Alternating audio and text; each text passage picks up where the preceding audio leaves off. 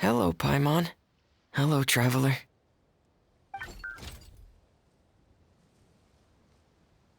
Is the crown ready? Yes, we're just waiting for Zuria now. She hasn't arrived yet. Then let's wait for her a little while. Or actually, maybe we can go find her. It's not too far from here anyway. Didn't she say she just lives on the hill over there? Hey, traveler, Paimon. Oh, and speaking of... Found you two at long last. I'm so glad that you both are all right. Huh? Why are you here, Miss Delaroche? And what could have happened to us? What could have happened? That water imp Thelxie, of course. After I gave you that commission the other day, I began to get worried and went asking about the boy that went missing. Oh, that? We've got it all figured out now. The boy you heard about was just Freminet. Even the missing fish was his fault. Don't worry, we'll help you get the fish back as soon as we're done with this job. Oh, sorry about that. I've been diving in the area recently. Huh? Freminet diving? No, that's not what happened at all. I've heard a completely different account. What I was told is that about a month ago, a child tied a bunch of heavy seashells onto his body and walked into this open stretch of water. He never came back. What could that be if not that water imp's work? Are you sure? 100% sure. I've confirmed the account with several veteran fishermen I know. The child was only 8 years old. His name was Lescaut. Lescaut d'Estray. Wait, Lescaut d'Estray? Yeah, that's the name. They say the family took on the name after moving to the city from a place called Stray.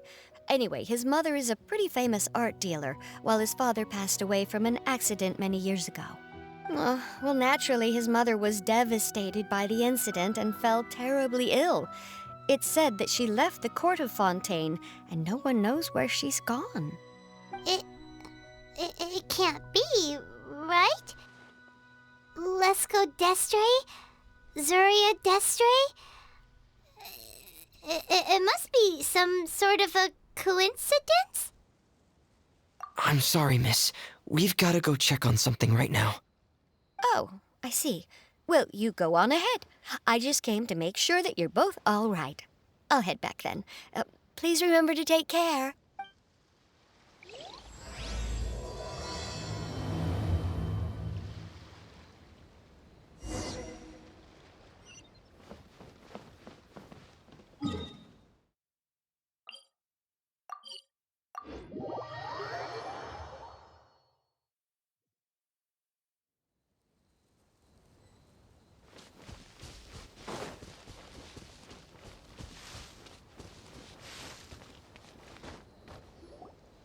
Excuse us. Is anyone here? Is this Madame d'Estray's place? Who are you? I have a patient here who needs quiet bed rest. Please leave us be unless you have anything urgent to report. This is the residence of Zuria d'Estray, and I'm Jala Khan, her family doctor. What did you mean by your question just now? Who else could be my patient? Your patient should be Zuria's son, right? She told us herself that her son had contracted loneliness syndrome. No, you're right. Young Master Lescaut did have that illness once upon a time, but well, the young master's no longer with us. And now the Madame has come down with the same illness. Are you her friends, by any chance? Oh, so when she had requested time to go out over the past few days, it was so she could spend them with you. So, if I'm understanding this right, the one who's suffering from uncontrollable delusions is the Madame herself? She believes her son is still alive? That is correct.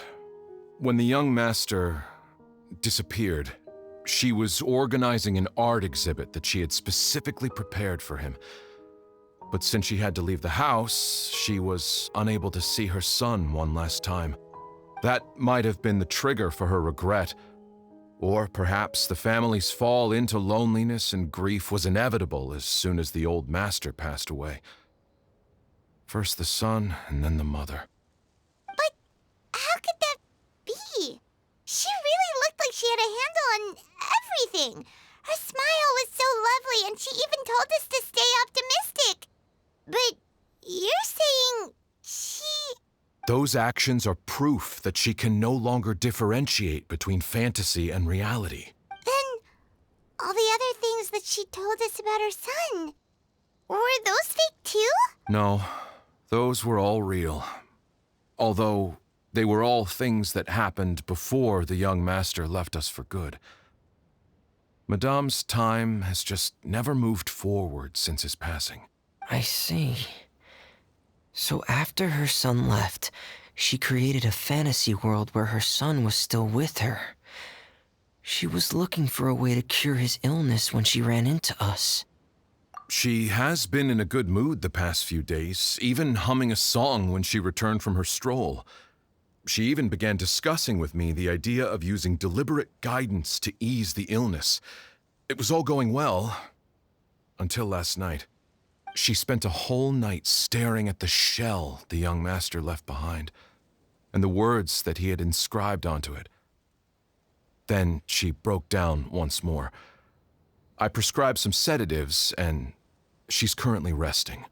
But then what should we do? How can we help her? There has to be something we can do. Don't panic, Paimon. Even though this is a devastating piece of news, we must all calm down first. What should we do? I need to think. I need to remember the old house of the hearth and the children who lived in it. Those patients and what their doctors said back then. What if... Dr. Jalacan, have you seen a picture book? The Madame should have brought it back with her. Are you thinking about trying the guidance therapy she talked to me about before? It's worth a shot. I'll go get the book. Yes, this is it. That's right.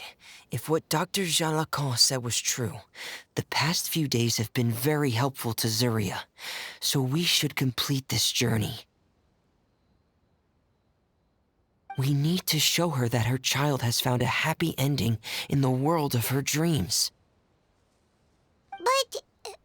But wouldn't that just make it harder for her to accept reality? One must first face reality before accepting it. The Madame has been crushed by her feelings of grief and can no longer bring herself to face reality. Our first priority would be to get her out of this state. Right. Before today, I had thought she wanted to use Thelxie's fantastic adventures to save her son. But now, I think she might need it to save herself. And if we could complete it, we should be able to give her some feeling of inspiration and closure. Maybe those feelings would be enough to give her some courage to face reality again. There's no time to waste. Let's set off right away.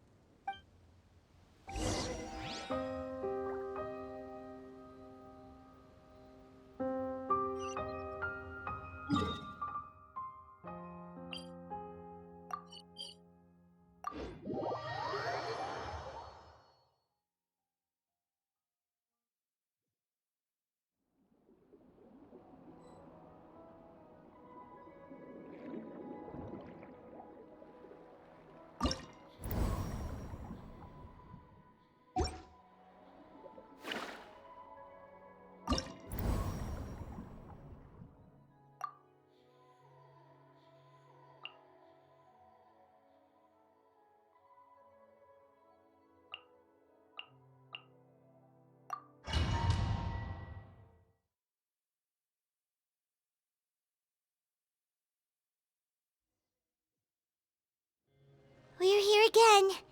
This is the final part of Thelxie's journey, but the most important person is missing. Everyone, please don't be so down and gloomy. Remember what she told us? If we were to feel troubled, the patient would become anxious as well. You're right. Paimon needs to smile. If we have to give something to Zuria, it should be our smiles. We have to keep smiling as we finish this adventure. And then she'll be able to recover, right, everyone? Yeah, I'm sure she will. Oh! Be careful, brave adventurers! Here come the evil monsters that stole the crown! They're... the Deep Sea Cyclops! Let's beat them up!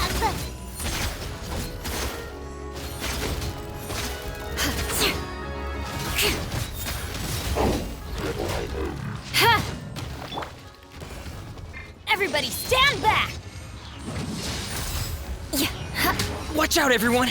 They're coming at us again! There's no need to fear! Prince Thelxie looks stronger than ever today! He must be going all out! Pair! Get in gear! Eye for an eye! Game's up. Fun's over. Freeze to the core!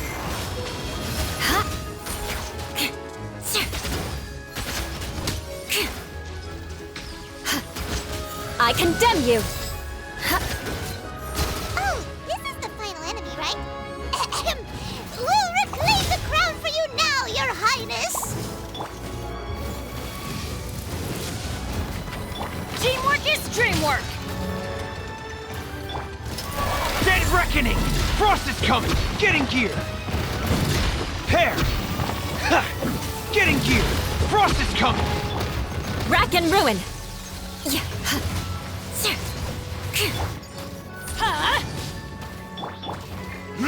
Ha! Ha! Quietly now. Get out of here! Everybody stand back! I condemn you! Here comes the catch. Vengeance will be mine!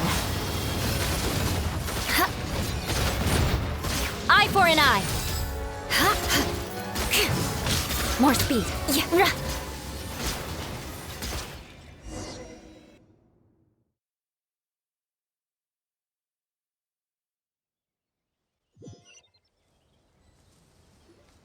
I'm sorry. I have to go. I made a promise to my friends, and I'm already very late. But, Madame, you're still... Don't try to stop me.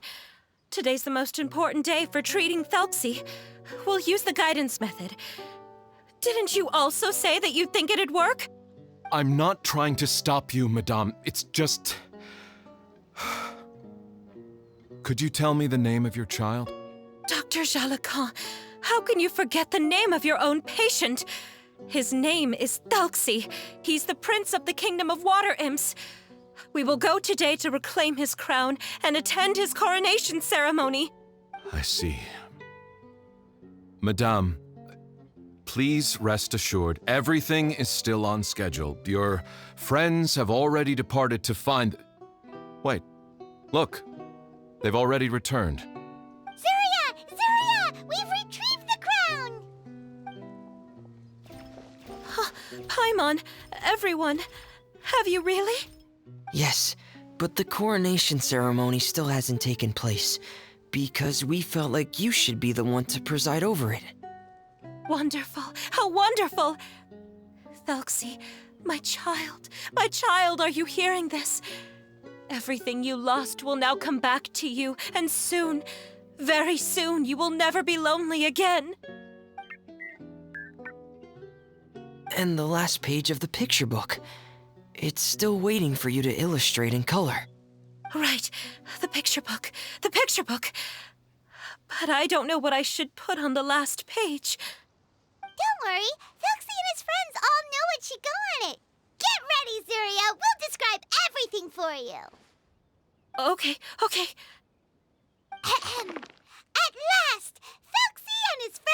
able to drive off the final invading monsters and achieve a dashing victory. Their success was complete, and the recovered crown resplendent. The water imps, finally returning to their homes, showered the prince with love and applause as he greeted them. They once again offered their precious shells to the prince and reconstructed the rainbow bridge of old. As he watched the scene unfold, the prince could not help but be touched by its beauty. Moved by everyone's happiness, the prince stepped onto the rainbow bridge and took a good look at all the friends who had gone on the journey with him. There stood the traveler, Goddess Paimon, Freminet, and... Where's the last person? The prince looked frantically around, but could not find the person he wanted to see most. At that moment, the person suddenly appeared on the other side of the bridge. She walked towards him with a smile and slowly lifted her veil. The prince could not hold back his tears. He recognized then that the mysterious person that had been by his side the whole time was none other than his mother. Zuria walked across the bridge and placed the crown above the prince's head. She smiled down upon him as she said, "My prince, my king, you shall never, ever need to feel lonely again." That's the end of the story, Zuria. Thank you. Thank you all. I am so sorry, my child. Maman should have spent more time with you. Did you hear the story? You'll never have to feel lonely again.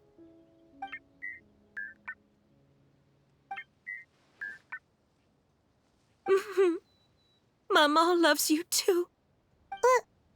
What's happening? Is Zuria talking to Thelxie? Quick, put on my diving helmet. There's a transcription module in it that's compatible with Thelxie's output signals. You should be able to use it to understand what Thelxie's saying.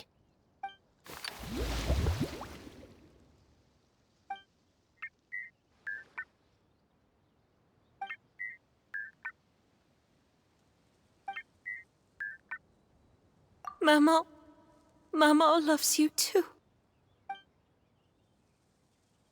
But I love you more, Maman. What? Did you see something? Maman, I'm getting a little sleepy. If it's time for bed, can you hum a lullaby to me again? Of course, my dearest child.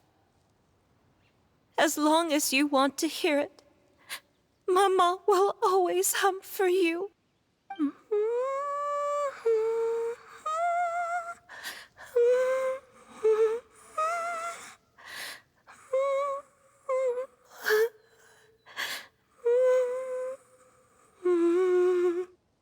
Thank you, Maman. Your lullaby has always been my favorite.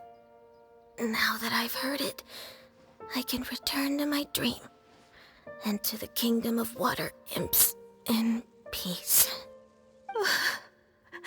My poor darling. Please don't forget. I will always love you. My love is greater than the entire distance between here and the kingdom of water imps. I won't forget, Maman. And so is my love for you. Greater than the entire distance between here and the kingdom of water imps. Good night, Maman.